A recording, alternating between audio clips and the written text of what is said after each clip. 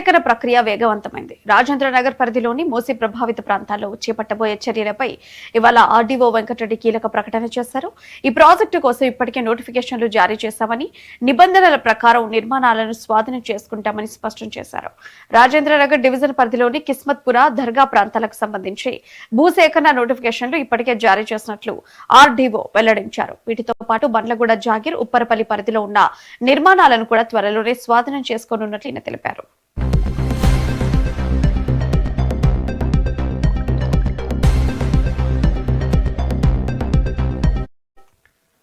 గత కొంతకాలంగా చర్చనీయాంశమైన Madhu park ridge apartment అంశంపై ఆర్డీఓ వెంకటరెడ్డి క్లారిటీ ఇచ్చారు. ఆ అపార్ట్మెంట్ పూర్తిగా మూసి బఫర్ జోన్ లోనే ఉందని ఆయన ధృవీకరించారు.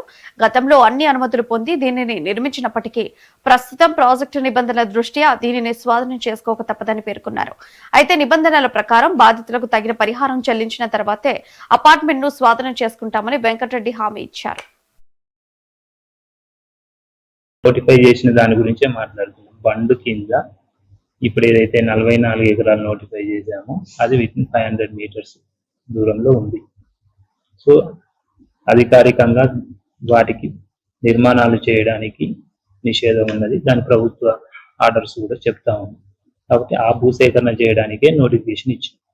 మీరు మధు పార్క్ రిడ్జ్ గురించి అడగడం జరిగింది.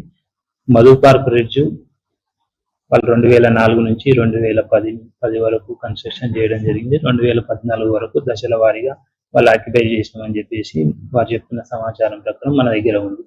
మధు పార్క్ రిడ్జ్ ఆ రోజు వారు చెప్తున్న ప్రకారము మాకు 12 మీటర్స్ ఇచ్చినారు అని చెప్పేసి, పర్మిషన్స్ ఇచ్చినారు అని చెప్పేసి, అయితే 2012 నుంచి 50 మీటర్స్ ఏదైతే బఫర్ జోన్ ఏదైతే గవర్నమెంట్ ఆర్డర్స్ ఉన్నాయో ఆ యొక్క గైడ్ లైన్స్ ప్రకారం చూసినప్పుడు ఇప్పుడు దాదాపు 2.5 ఎకరాలు Madhu park ridge 50 metre buffer zone లోకి వస్తుంది.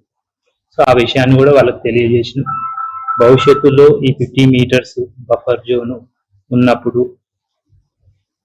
ప్లస్ వారికి ఈ యొక్క భూసేకరణ విషయం తెలియజేసినప్పుడు వారు కొంతమంది ఈ నాకు మెరుగైన నష్టపరిహారము వస్తే, ఎందుకంటే బఫర్ జోన్ లో ఉన్న వాటికి భవిష్యత్తులో అమ్ముకోవడానికి కానీ లేకపోతే కొనుక్కోవడానికి కానీ ఇబ్బందులు ఏర్పడతాయి. కాబట్టి కొనే వాళ్ళు కూడా ముందుకు రారు. కాబట్టి ఈ యొక్క మార్కెట్ రేట్ మాకు వస్తే మాకు మెరుగైన నష్టపరిహారం చెల్లించగలిగితే ఆలోచిస్తామని చెప్పేసి వారు కూడా చెప్తా ఉన్నారు.